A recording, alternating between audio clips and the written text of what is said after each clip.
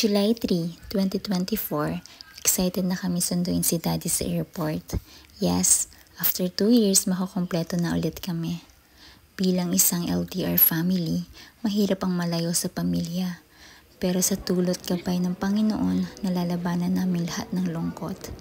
Maya-maya, dumating na rin si Daddy. Thank you God for the safe travel. Alam mo at nababasa mo yung nasa puso namin kung gaano namin kasabik makasama ang aming haligi ng tahanan. After namin masundo si Daddy, mag-staycation muna kami sa Azure Hotel and Resort sa Parañaque para makapag-family bonding at makapagpahinga na din si Daddy. Nagpabook kami sa Alas 5 Miami Tower. After 20 minutes, nakarating na rin kami sa hotel. 12:30 kami dumating sa hotel, medyo napaaga kami, dapat kasi 2 PM pa ang check-in. Kaya habang nag-aantay kami, bumili muna kami ng ice cream at napag-grab ng McDo food. Maya-maya, nag-check-in na rin kami at dinalang mga gamit sa room.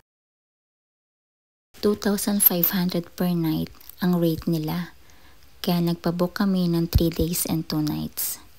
Thumbs up sa mga staff. Maasikaso sila at ihahatid ka talaga sa room nyo. At last, nakarating na kami. Malinis ang room at mabango pagpasok namin. Ito yung room na makaka-relax at makakapagpahinga ka talaga. Saktong-sakto sa pagpapahinga ni Daddy.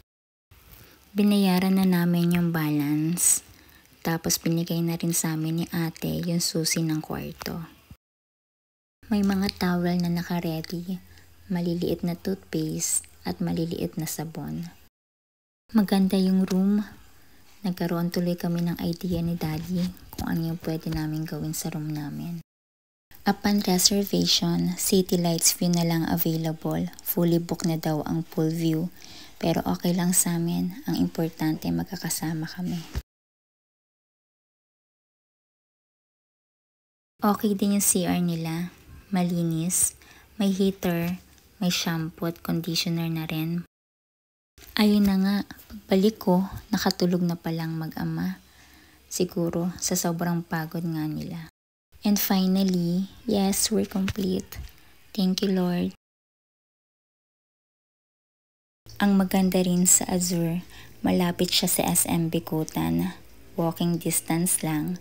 Pupunta kami sa SM para bumili ng mga pangangailangan naming pagkain sa mga susunod na araw.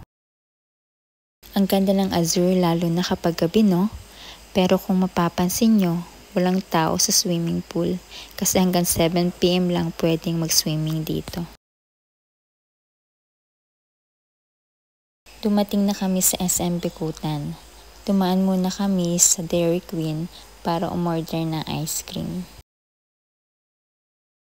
After namin bumili ng ice cream, dumiretso na kami sa supermarket. Mag-grocery kami ng pang 3 days. Siyempre, hindi makakalimutan ang favorite pork ni Daddy. Dahil bawal siya kumain ng pork sa Saudi, kaya tuwing babakasyon lang siya sa Pilipinas nakakakain ito. Ang bilis ng oras, babalik na kami sa room namin para ma-enjoy namin staycation. Pagkarating namin sa room, gumamit kami ng karaoke. Tulog na tayo na.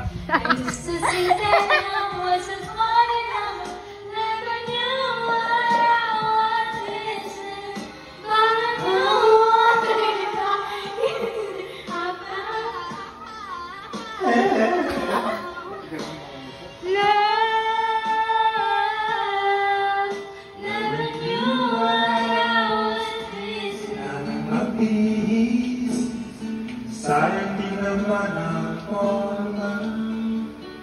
lagi lang namang may sisingin sa tuwing tayo magkasama.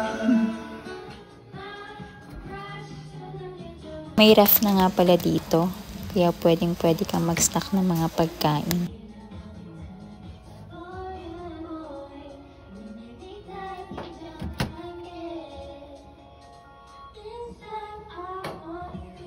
May rice cooker, heater, microwave, and induction na rin.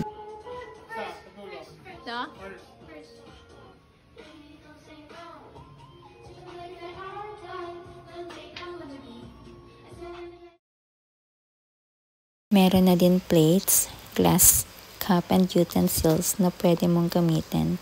Basta extra care lang kung ayaw mo magbayad ng charge. Madami din mga board games kaya hindi kayo maboboring.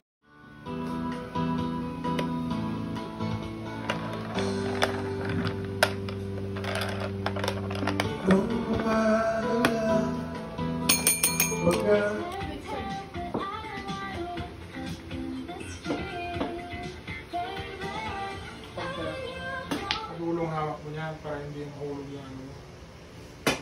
Yun pala yun. Sukan mo dito. Chun, churururururun, Hindi churururururun. ganun. Hindi kaya ganyan. Ulit na. One ball lang tawag yan.